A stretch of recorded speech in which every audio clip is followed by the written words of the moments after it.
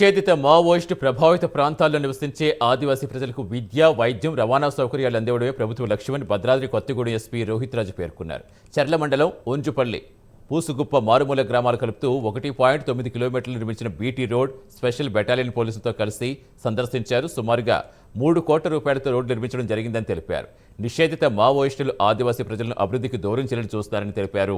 ప్రభుత్వం తరపున పోలీస్ శాఖ ద్వారా వారికి విద్య, వైద్యం, రవాణా వంటి కనీస సౌకర్యాలు అందించడమే లక్ష్యంగా పనిచేస్తున్నామని తెలిపారు.